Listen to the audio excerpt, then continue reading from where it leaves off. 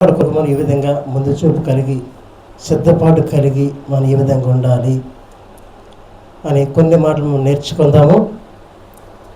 ఇందులో ముందు చూపు కలిగి ఉండాలి. మొట్టమొదటి ఎక్కువగా మనకు కనబడేది బుద్ధి గల కన్యకులు, బుద్ధి లేని కన్యకులు. వారికి సిద్ధపాటు అక్కడ ఎక్కువ కనబడుతుంది. వారు సిద్ధపడి ఉన్న దేవుని రాకడకు సూచన కనబడుతుంది. ముందు ఈ యొక్క అంశము ఈ యొక్క ముందు చూపు కొరకు మరియు దేవుని సన్నిధిలో మనం ఏ రీతిగా అంటే మన విశ్వాసాన్ని ఎన్నడూ వదిలిపెట్టకుండా, నిరుత్సాహం లేకుండా దేవునిలో ఏ రీతిగా మనం సిద్ధపడి ఉండాలి, ఏ విధంగా మనం బలమైన వారిగా ఉండాలి అనే అంశం ఇక్కడ మనకు కనబడుతుంది. ముందు చూపు అంటే జాగ్రత్త కలిగి ఆయన కొరకు ఎదురు చూడడం మరియు సిద్ధపాటు కలిగి ఉండటము దీనికి అర్థము. అది వాక్యం సెలవిస్తుంది. మత్తయి సువార్త 25వ అధ్యాయము 1వ వచనం 13వ వచనం వరకు రాయబడుతుంది. బుద్ధి గల కన్యకులు మరియు బుద్ధి లేని కన్యకులు. పట్టుకొని పెండ్లి కుమారు కొరకు ఎదుర్కొనుటకు బయలుదేరిన 10 మంది కన్యకులను పోలి ఉన్నది. వీరిలో 5 బుద్ధి లేని వారు, 5 బుద్ధి కలిగిన వారు. బుద్ధి లేని వారు తమ దివిటీలను పట్టుకొని తమతో కూడా నూనెను తీసుకొని పోలేదు. చాలండి. హల్లెలూయా. ఇక్కడ మాట్లాడుతుంది సిద్ధపాటు కలిగి ఉండడము, జ్ఞానము కలిగి ఉండడము, బుద్ధి కలిగి ఉండడము. అంటే వారు ఏ విధంగా సిద్ధపాటు కలిగి ఉండాలి, ఏ విధంగా ముందు జాగ్రత్త కలిగి ఉండాలి అని ఇక్కడ వారి దివిటీలు ఒక సూచనగా కనబడుతుంది. అని మనకు రాయబడుతుంది. పరలోక రాజ్యము దివిటీలతో పట్టుకొని పెండ్లి కుమారుని ఎదుర్కొనుటకు బయలుదేరిన 10 మంది కన్యకలను పోలి ఉన్నది. హల్లెలూయా. దేవుని కోసం సిద్ధపాటు కలిగి ఉండడం 10 మంది కన్యకలను సూచిస్తున్నాడు. దేవునిలో మనం ఏ విధంగా సిద్ధపాటు కలిగి ఉండాలి అని అక్కడ మాట్లాడుతున్నాడండి. అయితే దేవుని సిద్ధపాటు కలిగి ఉండాలి. బుద్ధిగల కన్యకలు ఎలా సిద్ధపడ్డారు? వారు నూనెను సిద్ధపరచుకొని, అంటే వారు దివిటీలలో ఉన్న నూనె కాక వారు మరలా మరొంచెం నూనెను అధికంగా వారు దివిటీలతో పట్టుకొని వారు వెళ్ళడం, ప్రత్యేక పాత్రలో తీసుకుని వెళ్ళడం చూస్తున్నాం. అది 4వ వచనంలో ఇది వారు ముందు చూపుకి అది సూచన కనబడుతుంది. వారు ముందుగా సిద్ధపాటు కలిగి, అంటే ఒకవేళ నూనె అయిపోతే మరలా దాని సిద్ధపాటు కలిగి ఉండడం. వారి భవిష్యత్తు ఏ రీతిగా ఉన్న వారికి అవసరతలు అవి కనబడుతున్నాయి. ఆలస్యం జరిగినా ఆ ఆలస్యము జరుగుతుందని వారు ముందుగా సిద్ధపాటు కలిగి ఉండడం. దేవుడు ఎప్పుడు ఏ విధంగా వస్తారో ఎవరికి తెలియదు. కనుక వారు సిద్ధపాటు కలిగడం మనం చూస్తున్నాం. అది ఆలస్యాన్ని ఎదుర్కొనేందుకు వారు సిద్ధపాటు కలిగి ఉన్నారు. అది వరుణ్ ఎదుర్కొంటకు వారు ముందుగానే సిద్ధపాటు కలిగి తమతో పాటు మరో కొంచెం నూనెను అధికంగా వారు తీసుకొని బుద్ధిగల కన్యకులు తీసుకొని వెళ్ళడం అక్కడ కనబడుతుంది. ఆ బుద్ధిగల కన్య సిద్ధపాటు కలిగి ఉండడం అర్థం ఏంటంటే వారు దీర్ఘకాలంగా దేవుని కొరకు వారి విశ్వాస జీవితము అక్కడ సహనాన్ని సూచిస్తుంది. అని దేవుడు ఎప్పుడు ఏ రీతిగా వస్తాడో తెలియదు. కూడా మనం ఏ రీతిగా ఉండాలి, సిద్ధపాటు కలిగి ఉండాలి. వారికి సహనము అంటే ముందుగానే అధికంగా వారు నూనెను పట్టుకుని వెళ్ళడము, వాళ్ళ సహనం అక్కడ కనబడుతుంది. నిరంతరంగా వారు సిద్ధపాటు కలిగి దేవుని గురించి ప్రత్యేక ప్రాముఖ్యత వారు ఒకరు సూచించడం కనబడుతుంది. అంటే ముందుగానే ఆ సిద్ధపాటు లేనటువంటి వారు ముందు ఆ దివిటీలో ఉన్నటువంటి నూనెతో వారి దివిటీలు దేవుని ఎదుర్కొని వారు వెళ్ళారు. అయితే ఆయన రాకడ ఈ యొక్క దివిటీల నూనె అయిపోయిన తర్వాత అక్కడ కనబడుతుంది.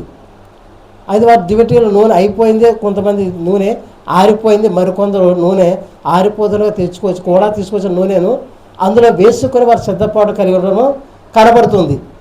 అయితే ఇందులో ఎదుటి వ్యక్తి యొక్క స్వార్థమైన కనబడట్లేదండి. ఎందుకంటే ప్రక్క వారికి ఇవ్వాలి అంటే దేవుని రాకడ ఎప్పుడు వస్తుందో తెలియదు. కనుక మనం ఏదంటే వారు ప్రక్క వారికి ఇవ్వలేదు, వారు దాచుకొని దేవుని రాకడ ముందుగా వారు సిద్ధపాటు కలిగి ఉన్నారు. మనము కూడా దేవుని సన్నిధిలో ఏ రీతిగా ఉండాలంటే ఆయన కొరకు మన సిద్ధపాటు కలిగి మనం ఎదుర్కొనే వారికి మనము ఉండాలి. ఈ 5 బుద్ధిగల కన్యకులు మాత్రమే సిద్ధపాటు కలిగి ఉన్నారు. మనము కూడా దేవునిలో సిద్ధపాటు కలిగి ఉండాలి. బుద్ధి గలవారు సిద్ధపడినట్టుగా. అయితే అక్కడ మూర్ఖులుగా 5 కనబడుతున్నారు. వారు సిద్ధపాటు కలిగి లేక ఆ దివిటీల్లో మాత్రం నూనె మాత్రం వారు పట్టుకొని వెళ్ళడము అక్కడ కనబడుతుంది. అయితే మనం దేవుని చూస్తే అందులో ఒక జాగ్రత్త ఆలోచిస్తే కనబడుతుంది. నూనె అనేది కొన్ని సూచనలు కనబడుతుంది. ఆ నూనెకు అర్థము పరిశుద్ధాత్మ యొక్క సూచనగా కనబడుతుంది. అంటే ఆత్మను ఎన్నడూ చల్లారిపోనీయకుండా జాగ్రత్తగా చూసుకోవడము. రెండవది విశ్వాస జీవితము. మన జీవితం దేవునికి సాక్ష్యముగా మనం జాగ్రత్త కాపాడుకోవాలి. ఎప్పుడైతే నిలబడి నీకు విశ్వాసాన్ని ఎన్నడూ చల్లారిపోకుండా జాగ్రత్తగా నువ్వు ఎప్పుడైతే చూసుకుంటావో అప్పుడు నువ్వు ఏ రీతిగా ఉండాలంటే ఆయన కొరకు నువ్వు సిద్ధపాటు కలిగి ఉండే లక్షణం నీలో కనబడుతుంది. నీలో విశ్వాసం చమ్మగిల్లిపోకూడదు. ఎందుకంటే దేవుని రాకడ ఎప్పుడు వస్తుంది ఎవరికి కూడా తెలియదు. రాయబడుతుంది దొంగ ఏ రీతిగా వస్తాడో అని రాయబడుతుంది. కనుక ఆ రాకడ వచ్చేది మనం సిద్ధపాటు కలిగి ఉండాలి. మన జీవితం ఎన్నాళ్ళకు కూడా నిరుత్సాహం అనేది మనలో కనబడకూడదండి. మనం ఎదురు చూసేవారిగా ఉండాలి. ఆయన కొరకు కనిపెట్టుకునే వారిగా ఉండాలి. మన సిద్ధపాటు కలిగి ఉండాలి. మొట్టమొదటి పరిశుద్ధాత్మ సూచన కనబడుతుంది నూనె. రెండోది విశ్వాసము మరియు దేవుని సన్నిధిలో సాక్ష్యము కలిగిన జీవితం అయి ఉండాలి. మూడవదిగా దేవుని సన్నిధి మనం పొందుకున్న అనేక కార్యాలు, అద్భుత కార్యాలు, ఆశ్చర్య కార్యాలు మనం మరువకూడదండి. ఆ కార్యాలు దేవుడు చేసేవాడు కనుక దేవుడు మన కొరకు ఎదురు చూస్తూ ఉన్నాడు. ప్రతి ఒక్కరిని ఏ ఒక్కరిని విడిచిపెట్టేవాడు కాదండి. మనలందరినీ కూడా సిద్ధపాటు కలిగి ఆయన సన్నిధిలో ఆ రాజ్యంలో నీతితో కూడినటువంటి జీవితం కలిగి మనం అందరూ కూడా తండ్రి ఎదుటకు మన సిద్ధపరిచి నడిపించడం యొక్క ముఖ్య ఉద్దేశం. మనం ఎలా ఉండాలంటే ఆయన కొరకు నీతితో కూడిన జీవితం కలిగి ఎదుర్కొని ఆయన కొరకు కనిపెట్టుకొని దేవుని కొరకు నిరుత్సాహము అనేది లేకుండా విశ్వాసంతో కూడిన జీవితం కలిగి ఎదురు చూసేవారిగా మనము ఉండాలి. మళ్ళీ దేవునికి మనకు మధ్య సంబంధం ఏ రీతిగా ఉండాలంటే వ్యక్తిగత సంబంధము మంచిదిగా ఉండాలి. మరి దేవునిలో నువ్వు బలమైన వాడిగా నువ్వు ఆయన్ని ఎన్నడూ దూషించేటటువంటి తత్వం నీ నోటి నుంచి కూడా ఎన్నడూ బయలు వెళ్ళకూడదు. ఆయన మాట్లాడుతున్నాడు సిద్ధపాటు కలిగి ఉండడము. వ్యక్తిగతంగా సిద్ధపాటు చాలా అవసరము. ప్రతి ఒక్కరూ కూడా సిద్ధపాటు కలిగి ఉండాలి. వ్యక్తిగత జీవితము నీవుగానే సిద్ధపాటు కలిగి దేవుని రాకడ ఎప్పుడు వస్తుంది ఎవరికీ తెలియదు. కనుక నువ్వేదంటే సిద్ధపాటు కలిగి ఉండాలి. ప్రతి ఒక్కరూ తమ సొంత ఆధ్యాత్మికంగా దేవుళ్ళ బలమైన వారిగా మనం ఏ రీతిగా ఉండాలి, సిద్ధపాటు కలిగి మన బాధ్యత కలిగి అనేకులను మనం నడిపించేవారిగా దేవుని కొరకు ప్రచురపరిచేవారిగా మనము ఉండాలి. సిద్ధపాటు కలిగి ఉండాలి. మాట్లాడుతున్నాడు మొట్టమొదటి వ్యక్తిగత జీవితం సిద్ధపాటు కలిగి ఉండాలి. రెండవదిగా దేవుని కొరకు నిరంతరము సిద్ధపాటు కలిగి ఎదుర్కొనే వారిగా మనం ఉండాలి. విశ్వాసంతో కూడిన జీవితము. మొట్టమొదటి దేవుని రాయబడుతుంది పరిశుద్ధాత్ముడు మనలో ఎన్నడూ కూడా కోల్పోకూడదు. ఆత్మతో నింపబడి నిరంతరం వాడబడే వారిగా ఉండాలి. రెండవది వ్యక్తిగత జీవితము చూసాం. విశ్వాసం మరియు సాక్ష్యము ఖచ్చితంగా మనం కాపాడుకునే వారిగా మనము ఉండాలి. విశ్వాసంతో మన ప్రారంభం అవుతుంది మన జీవితము. నిరంతరము మన ప్రయాణం అంతా కూడా దేవునికి సిద్ధపాటు కలిగి విశ్వాసాన్ని ఎన్నడూ చెమ్మగెళ్ళకుండా దేవునిలో సిద్ధపాటు కలిగి జీవించే వారికి మనము ఉండాలి. ప్రతి ఒక్కరికి ఉండాలి. మరియు జాగ్రత్త కలిగి ఉండాలి. మంచి కార్యములు దేవుడు చేయడానికి ఇష్టపడుతున్నాడు. జాగ్రత్త మనం కనిపెట్టుకొని ఆయన కొరకు ఎదుర్కొనే వారికి మనము ఉండాలి అని మాట్లాడుతున్నాడు.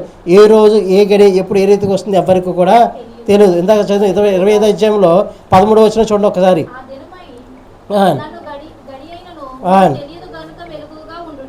హల్లెలూయా.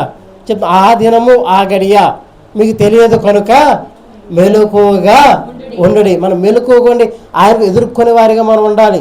దేవుని రాకడ ఎప్పుడు వస్తుంది ఎవరికి కూడా తెలియదు. మనం ప్రార్థించాలి, స్తుతించాలి, ఆయన కొరకు కనిపెట్టుకునే వారికి మనం ఉండాలి. మెలకువగా ఉండాలి.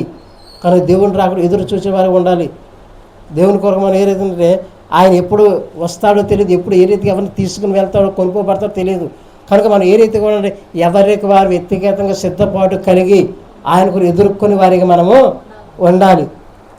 అంటే నేను వెళ్తుంటే నా భర్తను కూడా తీసుకువెళ్ళండి, మన బిడ్డలు కూడా తీసుకువెళ్ళే అవకాశం లేదు. ఎవరి విశ్వాసాన్ని వారి విశ్వాస జీవితాన్ని బట్టి వారు దేవునిలో ఖచ్చితంగా వెళ్ళే అవకాశం ఉంది.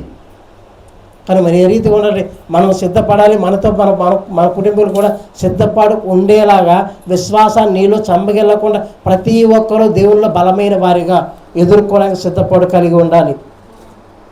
ఇందులో పాత్ర చూద్దాం ఒకసారండి. దానియేలు గ్రంథం 12:3 చూడండి. దానియేలు గ్రంథం 12:3 ఆయన మాట్లాడుతున్నాడు.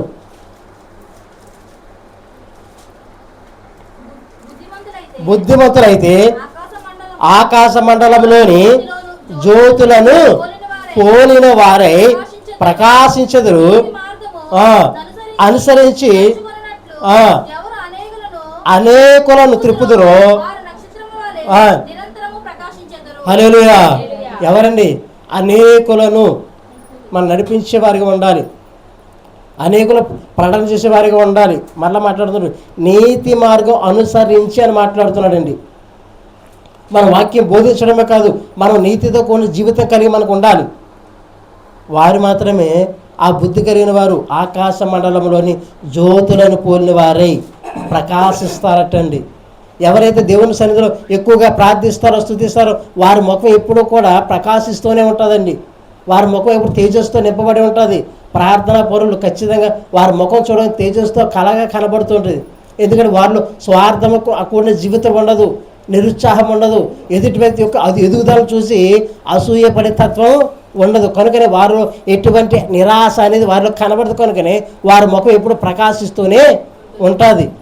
మనము కూడా జ్యోతుల వల్లే పోలిన వారి ప్రకాశించేదము అని మాట్లాడుతున్నాడు. అలాంటి స్థితి మనకు కలిగి ఉండాలి. మరలా మాట్లాడుతున్నాడు నీతి మార్గం అనుసరించి నీతితో కొన్ని జీవితం కలిగి ఉండాలి. ఎవరు అనేకులను త్రిప్పుదురో అని రాయబడుతుంది. వారు దేవుని సన్నిధిలో వారు ప్రకాశిస్తారు, నిరంతరము ప్రకాశించదని రాయబడుతుంది. నిరంతరం ప్రకాశించే వారిగా ఉంటాం. సామెతల గ్రంథంలో చాలా చక్కని మాట రాయబడుతుంది. 11:30 నీతి మొదలు ఇచ్చే ఫలము జీవవృక్షము, జ్ఞానము గలవారు ఇతరులను రక్షించెదరు. హల్లెలూయా. ఎవరండి? జ్ఞానము కలవారు, దేవుని కొరకు ముందుగా జాగ్రత్త కలిగి సిద్ధపాటు కలిగి ఉంటారు. వారు ఖచ్చితంగా ఇతరులను రక్షించడం వారు సిద్ధపాటు కలిగి ఉంటారు. ఎవరండి? నీతితో కూడిన జీవితం కలిగి ఉండాలి. ఆ ఫలము జీవవృక్షము రాయబడుతుంది. ఇంత చదువు నీతితో కూడిన జీవితం కలిగి ఉండి వారు ప్రకాశిస్తారని రాయబడుతుంది. ఇక్కడ ఏదేమంటే రాయబడుతుంది నీతితో కూడిన ఇచ్చిన ఫలము. ఎవరైతే ఆ రీతిగా జీవిస్తారో ఖచ్చితంగా జ్ఞానము గలవారు ఇతరులను రక్షిస్తారు. ఖచ్చితంగా ఇతరులను రక్షించేవారిగా, అనేకులు ఆయన కొరకు నడిపించబడేవారిగా ఉండాలి. మళ్ళీ ఇందా మత్తయి సువార్తలో మాట్లాడుతుంది 24:45 రాయబడుతుంది యజమానుడు ఏ రీతిగా తన ఇంటికి తగిన వేళ అన్నము పెడతాడు అంటే తను ఉంచిన నమ్మకమును దాసుడెవడు. హల్లెలూయా. నమ్మకం కలిగి నీతితో కొన్ని జీవితం కలిగి ఎవరైతే జీవిస్తారో యజమానుడు నమ్మకంగా ఎవరైతే ఉంటారో ఎవరండి? బుద్ధిమంతుడైన దాసుడు ఎవడు అంటే అంత ఖచ్చితంగా యజమానుడికి నమ్మకమైన వారు లేరు అని మాట్లాడుతున్నారు. మన యజమానుడికి నమ్మకమైన వాడిగా ఉండాలి. అంటే అనేకులను ప్రకటన చేసేవారిగా, అనేకులు ఆయన కొరకు నడిపించబడేవారిగా దేవుని సన్నిధిలో ఉంటే ఖచ్చితంగా మనం వాడబడతాము. మరలా నీతితో కూడిన జీవవృక్ష ఫలము రాయబడుతుంది. అలాంటి ఫలమును అనుభవించాలి. దేవుని సన్నిధిలో ప్రకాశించే వారిగా మనము ఉండాలి. అనేకులకు ఆయన కొరకు వివరించేవారిగా ఉండాలని మాట్లాడుతున్నాడండి. కానీ దేవుని సన్నిధిలో మనం ఏ రీతిగా ఉంటే ఆయన కొరకు అనేకులు నడిపించబడేవారిగా మనం ఉండాలి.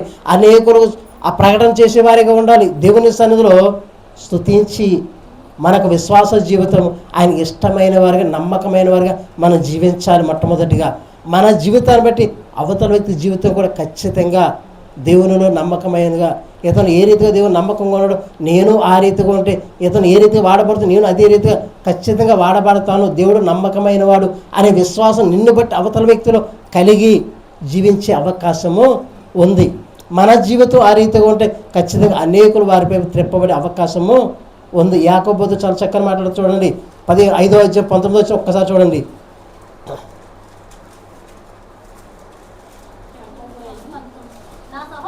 నా సహోదరులారా మీలో ఎవడైనాను అతనిని మళ్ళించిన ఎడల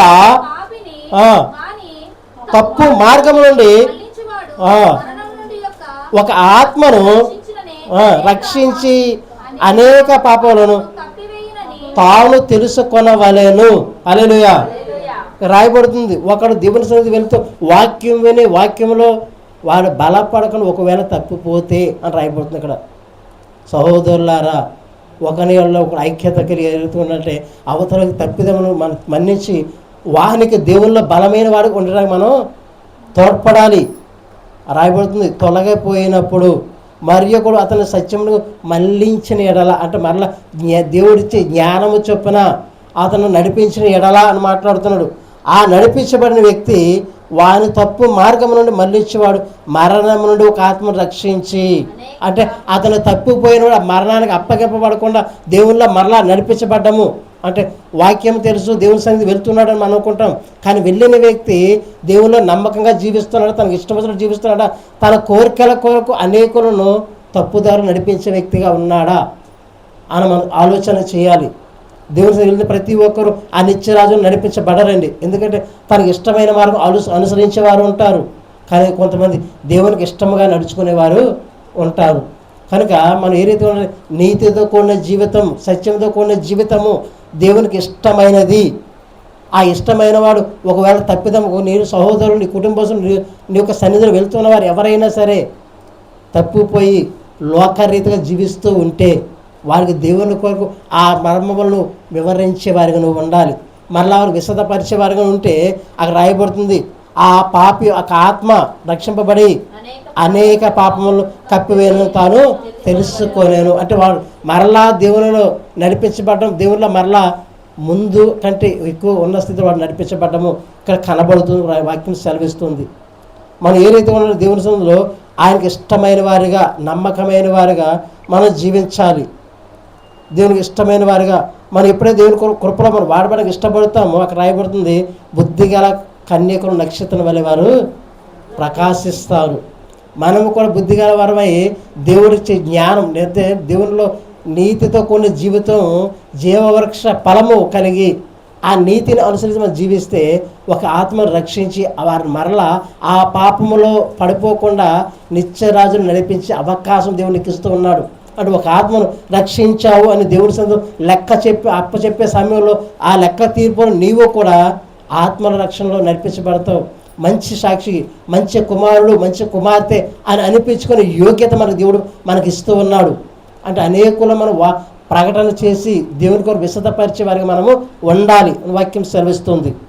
మనం వాక్యం వింటున్నాం, విన్నదాన్ని కప్పిపెట్టడం కాదు, దేవుడి జ్ఞానం చెప్పిన అనేకులు నడిపించారు, జ్ఞానము కలవారు అనేకులు నడిపించేదని వాక్యం సెలవిస్తూ ఉంది. దేవుడి జ్ఞానం చెప్పిన అనేకులు నడిపించే వారికి మనము ఉండాలి. 2వ మాట చూడండి, అందులోని 1వ దశలోనికె రాసిన పత్రిక 5వ అధ్యాయం 6వ వచనం. 1వ దశలోనికె రాసిన పత్రిక 5వ అధ్యాయం 6వ వచనం.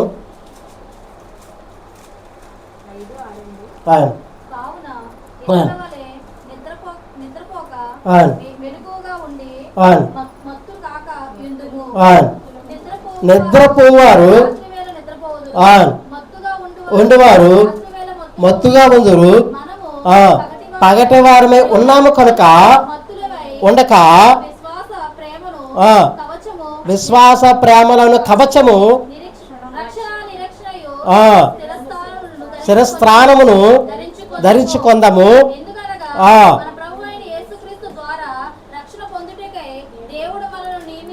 కానీ ఉన్నాను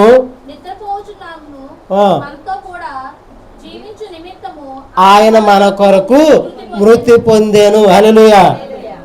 చాలా చక్కగా రాయబడుతుంది. మనం ఏ రీతిగా సిద్ధపాటు కలిగి ఉండడము, దేవుని కొరకు ఎదురు చూడడము అక్కడ రాయబడుతుంది. ఇతరుల వలె కాక అని నీకన్నా నీ ఇతరుల వల్ల అనేకులు ఏ రీతిగా ఉన్నారో వారి చూసి స్వార్థరహిత జీవితం నీలో ఉండకూడదు. నువ్వు మెలకువగా ఉండి మత్తులము కాక ఉండాలి. అంటే దేవుడి కొరకు సిద్ధపాటు కలిగి ఉండడం. దివిటీలు పట్టుకొని ఆ స్త్రీలు ఏ రీతిగా సిద్ధపాటు కలిగి ఉన్నారో నీవు ఒక మత్తులము కాక అంటే ప్రార్థన జీవితం కలిగి ఉండాలి. దేవుని సన్నిధిలో ప్రార్థించే వ్యక్తిగా ఉండాలి. అనేకుల కొరకు నువ్వు స్తుతించే వారిగా ఉండాలి. మత్తులము కాకంటే అనేకులు నీ జీవితం పరిచయమైన వారు, నీ బంధువులు, స్నేహితుల కొరకు ప్రార్థించిన స్థితి కలిగిన వారిగా నువ్వు ఉండకూడదు. ప్రార్థించే తత్వం కలిగి అనేకుల కొరకు నువ్వు విశదపరిచే వారిగా ఉండాలని రాయబడుతుంది వాక్యం. ఇక్కడ నిద్రపోవారు, రాత్రి వేళ నిద్రపోదురు, మత్తుగా ఉండేవారు మత్తుగా ఉంటారు. మనం పగటి వారము, దేవుని సంబంధులము, చీకటి సంబంధులము కాదని రాయబడుతుంది. కనుక మరి ఏది ఉండాలి? మత్తులమై ఉండక దేవుని కొరకు విశ్వాస ప్రేమలైన కవచాన్ని మనం ధరించుకోవాలి. దేవునిలో విశ్వాసం బలమయంగా ఉండాలి. కవచం ధరించుకొని ఏదైతే సిద్ధపాటు కలిగి ఉండాలి. మరలా చెప్తున్నాడు, ఆ సిద్ధపాటు కలిగి ఉండి రక్షణను నిరీక్షణను, నువ్వు రక్షింపబడి ఏ దేవుని కొరకు ఎదురు చూచేవాడుగా నిరీక్షణ కలిగి నువ్వు కనిపెట్టుకొని ఆయన కొరకు నువ్వు ఎదురు చూచేవాడిగా నువ్వు ఉండాలని వాక్యం సెలవిస్తుంది. నువ్వు ఆయనకు ఎదురు చూచి దేవుని శిరస్థాన రక్షణ ధరించుకొని నువ్వు సిద్ధపాటు కలిగి ఉండాలి. ఎందుకంటే మనం రక్షణ పొందుటకే దేవుడు మనల్ని నియమించాడు. రక్షింపడుటకు ఆ నిత్యరాజు నడిపించే కొరకు దేవుడు మనం ఏర్పాటు చేసుకున్నాడు. దేవుని సన్నిధిలో పాపము దాసులమై దేవుని సన్నిధిలో ఎవరు పాపము లోబడి ఎవరు నాశనం అవ్వాలని దేవుడికి ఇష్టం లేదు. వాక్యం జరుగుతుంది, ఉగ్రత పాలవుటకు నియమించలేదు దేవుడు, అందుకు మిమ్మల్ని ఎంచుకోలేదు. మనం దేవుని సన్నిధిలో రక్షింపబడి ఆ రక్షణ పొందుకొని దేవుని సన్నిధిలో నిత్య మార్గంలో నడిపించబడ్డానికి దేవుడు మనల్ని ఎన్నుకున్నాడు అని వాక్యం సెలవిస్తుంది. మన ప్రతి ఒక్కరు రక్షింపబడాలి. రక్షణను చేతపరుచుకొని దేవునికి ఒక సిద్ధపాటు కలిగి ఎదుర్కోవాలి. దివిటీలు పట్టుకొని విశ్వాస జీవితము పరిశుద్ధాత్మ శక్తితో ఆయన కనిపెట్టుకుని ఎదుర్కొనే వారికి మనము ఉండాలని చెప్తుంది వాక్యము. చివరిగా 10 వచనం చూస్తే మనం మేల్కొని ఉన్నాము, నిద్రపోచున్నను తనతో కూడా జీవించే నిమిత్తము ఆయన మన కొరకు మృతి పొందాను. హల్లెలూయా. మనం మేల్కొని ఉన్నాను, నిద్రపోతున్నా కూడా తనతో కూడా జీవించే నిమిత్తము అంటే దేవుని కొరకు సిద్ధపాటు కలిగి ఆయన కొరకు ఎదురు చూడాలి. ఏ ఒక్కరు నశించిపోవడం ఆయనకి ఇష్టం లేదు. కనుక ప్రతి ఒక్కరు సర్వ మానవాళి కొరకు ఆయన చెప్తున్నాడు, మన కొరకు ఆయన మృతి పొందాడు వాక్యం సెలవిస్తుంది. మనం ఏం చేయాలండి? సిద్ధపాటు కలిగి ఉండాలి. దేవుని కొరకు మెలకుగా నుండి ప్రార్థన చేసేవారిగా మనం ఉండాలి.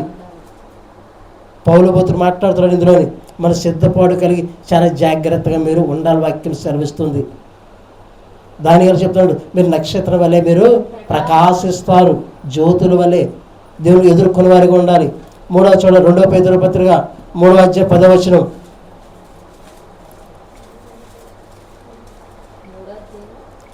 వచనం.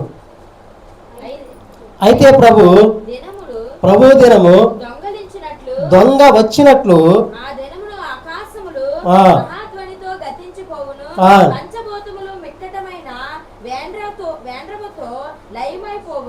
భూమియు దాని మీదనున్న కృత్యములను కాలిపోవును. ఇవన్నీ ఇట్లు లయమైపోవును గనుక ఆకాశములు రగులుకొని లయమైపోవునట్టు పంచభూతములు మహావేంద్రలతో కరిగిపోవునట్టు దేవుని దినపు రాకడ కొరకు కనిపెట్టుచు ఆశతో అపేక్షించుచు పరిశుద్ధమైన ప్రవర్తనతోను భక్తితోను ఎంతో జాగ్రత్త గలవారమై ఉండవలెను. హల్లెలూయా.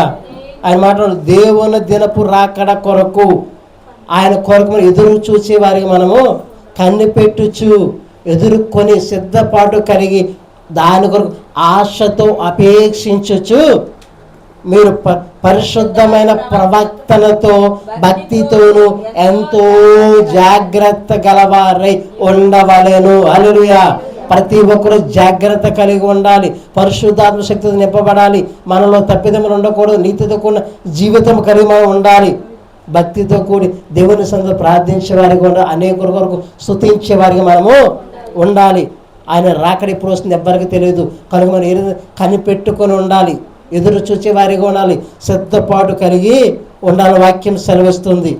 మనం ఏం చేయాలి? దేవుని కొరకు సిద్ధపాటు కలిగి బుద్ధిగల కనుగొని ఏ రీతిగా సిద్ధపడ్డారో మనము కూడా ఆ రీతిగా సిద్ధపడి ఉండాలని వాక్యం సెలవిస్తుంది. వాక్యం చెప్తుంది, నువ్వు దేవుని కొరకు సిద్ధపాటు కలిగి ఉన్నావా, ఆయన కొరకు ఎదురు చూసే వారిగా ఉన్నావని వాక్యం అడుగుతోంది. ఏ రీతిగా ఉంటే దేవుని కొరకు ఆశతో అపేక్షించేవాడిగా నువ్వు ఉండాలి. ఆశతో ఎదురు చూసేవారిగా ఉండాలి. నిరంతరం ఆయన కొరకు కనిపెట్టుకునే వాడిగా ఉండాలి. అనేకులకు దేవుని కొరకు విశదపరిచేవాడిగా నువ్వు ఉండాలి ఖచ్చితంగానే. వాక్యం సెలవిస్తుంది, దేవుని రాకడ రాబోతుంది. ఆయన వచ్చేటప్పుడు ఎలా ఏ రీతిగా ఉండాలి? జాగ్రత్తగా ఉండాలి. ఏ జాగ్రత్త? ఎంతో జాగ్రత్త కలిగి నీ ఆత్మను కుళ్ళు పట్టనివ్వకుండా, భ్రష్టు పట్టనివ్వకుండా దేవుని కొరకు ఎదురు చూసి నిరంతరము స్తుతిస్తూ అంగలాస్తూ అనేకుల కొరకు రోధించి ప్రలాపించి దేవుని సన్నిధిలో స్తుతించేవాడిగా నువ్వు ఉండాలి. నువ్వు ఆ రీతిగా ఉంటే దేవుడు చెప్తాను, నువ్వు నీతితో కొన్ని జీవితాన్ని చూసి నువ్వు ఏ రీతిగా ఉంటే ప్రకాశిస్తూ ఉంటావు జ్యోతుల వలె. ఆయన మాట్లాడుతున్నాడు. ఇవన్నీ లయమైపోతున్నాయి. లయమైపోయినప్పుడు దేవుని రాకడ వస్తూ ఉంది. ఆయన వచ్చిన మనందరం తీసుకువెళ్తూ ఉన్నాడు. మహాధ్వనితో గతించిపోవును రాయబడుతుంది. ఆ దినం మహాధ్వనితో లయమైపోయే దినము. దేవుని రాకడ దొంగ వచ్చినట్టు వస్తాడు. ఆ దినము మనం ఏ రీతి ఉంటే దేవుని కొరకు సిద్ధపాటు కలిగి ఉండాలి. ఆయన కొరకు ఎదురు చూసే వారికి మనం ఉండాలి. భూమి గతించిపోతుంది. క్రొత్త భూమి, క్రొత్త ఆకాశము దేవుడు మనకు సిద్ధపాటు కలిగి ఉంచాడు, సిద్ధపాటు చేసి ఉంచాడు. ఆ రాయబడిన ప్రకటన గ్రంథం 2:11 మాట్లాడుతున్నాడు. 21 అంతటా నేను క్రొత్త ఆకాశమును క్రొత్త భూమిని చూచి తిని, మొదటి ఆకాశమును గతించిపోయాను, సముద్రం ఇకనూ లేదు. హల్లెలూయా అని రాయబడుతుంది. అంతటా నేను క్రొత్త ఆకాశమును క్రొత్త భూమిని చూసి తిని, మొట్టమొదటి ముందు ఉన్నటువంటి మొదటి ఆకాశము మొదటి భూమి గతించిపోయిన, సముద్రం అనేది కూడా లేదు అని రాయబడుతుంది. దేవుని రాకడ వస్తుంది. అప్పుడు ఎన్ని లయమైపోయి దేవుని రాకడ ప్రతి ఒక్కరిని ఆయన చూస్తూ ఉన్నాడు. గడిచిన దినంలో ఉన్నటువంటి ఆ ఆకాశము, భూమి, సముద్రం ఏది కూడా కనబడట్లేదు. దేవుని సన్నిధిలో మనమందరము రక్షింపబడిన మనమందరం ఆ క్రొత్త ఆకాశం క్రొత్త భూమిలో నిలుచుండి ఆయనతో పాటు బోర ధ్వనితో సంగీత నాదాలు దేవుని స్తుతించి అనేకులకు ఆయన సన్నిధిలో కూడి స్తుతించే వారిగా ఉంటారని వాక్యం సెలవిస్తుంది. నువ్వు ఏ రీతిగా ఉంటున్నావు? దేవుని కొరకు ఎదురు చూస్తూ ఉన్నావా? ఆకాశం భూమి గతిస్తుంది కానీ నా మాటలు ఎన్నడూ కూడా గతించవు, ఏ మాత్రము తప్పిపోవని వాక్యం సెలవిస్తుంది. దేవుని సన్నిధిలో ఏ రీతిగా ఉంటున్నావు? దేవుని కొరకు స్తుతించే వారిగా ఉన్నామా? అనేకుల కొరకు మనం ఆయన సన్నిధిలో అంగలార్చే వారికి మనం ఉంటున్నాం. ఒక్కసారి ఆలోచించండి.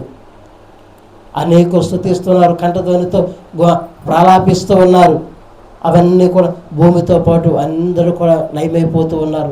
ఎవరైతే ఆయన సన్నిధిలో రక్షింపబడి ఆయన కూడా ఎదురు చూస్తున్నారు వారు ఖచ్చితంగా ఆయనతో కూడా కొనుక్కోబడే అవకాశము ఉంది. ఎవరైతే దేవుని పిల్లలుగా ఉంటారో వారందరూ కూడా నిత్య రాజులు నిలబడతారని రోమియోలు రాసిన పత్రిక 8:20 రాయబడుతుంది. ఎవరైతే ఆయన సరే 8:20 ఎలాగనగా నాశనము లోనైన పొందబో మహిమ గల స్వాతంత్రము నిరీక్షణ కలదై. హల్లెలూయా.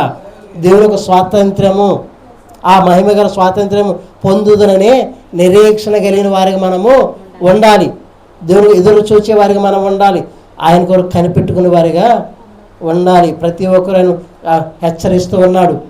మనం ఏ రీతి అంటే ఆయన హెచ్చరికను నిర్లక్ష్యం చేస్తే ఎవరైతే ఉన్నారో వారు ఖచ్చితంగా లయమైపోయేటప్పుడు వారు మరలా కనబడరండి. కానీ మరి ఏ రీతిగా ఉన్నట్టు ఆయన మాటను చెవిని పెట్టుకుని ఎవరైతే వింటున్నారో ఖచ్చితంగా వారు దేవునితో కూడా ఆయనతో కూడా ఖచ్చితంగా ఉంటారని వాక్యం సెలవిస్తుంది. మనం ఏ రీతిగా ఉంటే దేవుని నిరంతరం స్తుతించి అంగలార్చే వారికి మనము ఉండాలి. ఆయన కూడా కనిపెట్టుకునే వారిగా ఉండాలి, సిద్ధపాటు కలిగి ఉండాలి, ఆయనకు ఎదురు చూసే వారికి మనము ఉండాలి. దొంగ ఎప్పుడు వస్తుంది ఎవ్వరికి కూడా తెలియదు. ఆ దినం వస్తుంది కనుక ఏం చేయాలి? మనం మెలకువగా ప్రార్థన చేయాలి. ఏ జాములో దొంగ వస్తాడు ఎవ్వరికి కూడా తెలియదు. కనుక మనం ఏం చేయాలి? మెలకువగా ఉండి తన ఇంటికి కన్న వేయకుండా మన జాగ్రత్తగా చూసుకునే వారికి మనం ఉండాలి. కానీ దేవుని ఏ రీతి కూడా స్తుతించే వారిగా ఉండాలి. అనేకులు ఆరాధించి అంగలార్చి ఆయన కొరకు కనిపెట్టుకుని ఎదురు చూసే వారికి మనం ఉండాలి. మనం ఏం దేవుని స్తుతించాలి.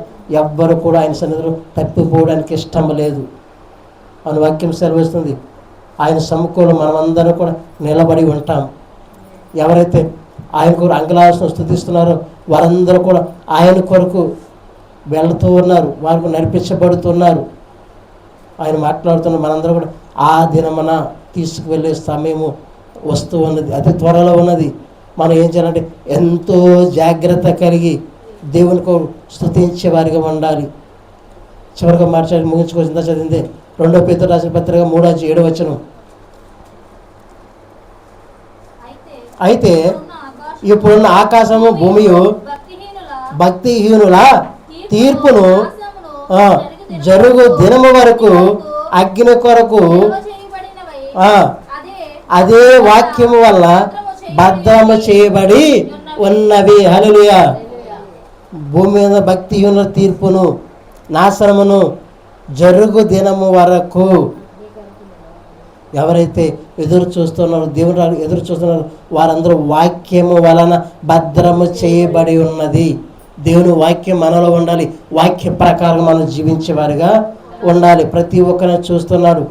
ఆ దినము దేవుని రాకడ వచ్చే దినము మనం ఆ ఎదుర్కొని ఆయన కొరకు మెలుకోగొండి ప్రార్థించే వారిగా ఉండాలి, స్తుతించే వారిగా ఉండాలి, అంగలార్చే వారిగా ఉండాలి.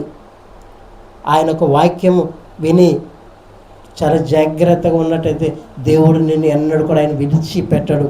నిరంతరం ఆయన సన్నిధిలో మనం ఏ రీతిలో భక్తి గలవారమై, ఎందుకంటే ఇన్ని మాటలు చెప్తానంటే మీరు జాగ్రత్తగా ఉండాలి. ఎక్కడ కూడా సొంత మాటలు చెప్పట్లేదు. వాక్యమే సెలవిస్తుంది నువ్వు ఎప్పుడు ఉండాలి, ఏ రీతిగా ఉండాలి. బైబిల్ వివరిస్తుంది నువ్వు ఎక్కడ ఏ రీతిగా ఉండాలన్నది. కానీ నువ్వేం చేయాలంటే చాలా జాగ్రత్త కలిగి ఉండాలి. చివరి గ్రంథం ప్రకటన గ్రంథము 3వ అధ్యాయం 3వ వచనంలో ఒక్క మాట రాయబడి చూడండి.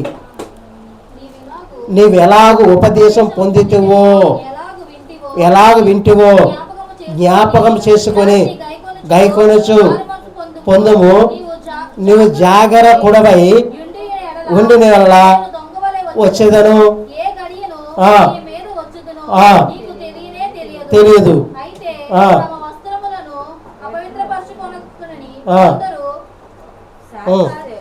సాటిలో నీతో ఉన్నారు వారు అర్హులు కనుక తెల్లని వస్త్రం ధరించుకొని నాతో కూడా సంచరించెదరు. హల్లెలూయా. ఆయన మాట్లాడుతున్నాడు. నువ్వు ఎలా ఉపదేశం వింటున్నావో, నువ్వు వింటున్న వాక్యం ఎలా వింటున్నావో, ఏ ఉపదేశం పొందుతావో, ఎలా వింటున్నావో జ్ఞాపకం చేసుకో. ఆయన మాట్లాడుతున్నాడు. వాక్యం నువ్వు వింటున్నావా, నువ్వు నిర్లక్ష్యంగా నువ్వు నడుచుకుంటున్నావా, వాక్యం విని వాక్య ప్రకారం నువ్వు జీవించేవాడిగా నువ్వు ఉంటున్నావా లేదా ఒక్కసారి జ్ఞాపకం చేసుకొని మాట్లాడుతున్నాడు. దాన్ని గైకొనొచ్చు మారు మనసు పొందుము. ఆ వాక్యం విని వాక్య ప్రకారం నీ జీవిత హృదయం మార్చుకొని దేవుని కొరకు నువ్వు సిద్ధపాటు కలిగి ఉండమని దేవుడు చెప్తున్నాడు. జాగరూకుడవై అని ఎదురు చూసి ఖచ్చితంగా ఎంతో భయం కలిగి ఆయన కొరకు నీ హృదయం మార్పును పొంది నువ్వు ఎదురు చూచేవాడిగా నువ్వు ఉండాలి. దొంగ ఎప్పుడు వస్తారో తెలియదు. ఆ టైంలో నేను వస్తాను, ఆ గడిలో నేను వస్తాను, మీ మీదకి మీకు తెలియదు. కనుక ఎవరైతే ఉంటారో రక్షణ ఎదురు చూస్తూ ఉంటారో వారు చెప్తారు తెల్లని వస్త్రం ధరించుకొని నాతో కూడా సంచరించేదారు. అలాంటి స్థితిలో మనమందరం ముందుగాక ప్రార్థన చేసుకుందామండి. మహోన్నతుడు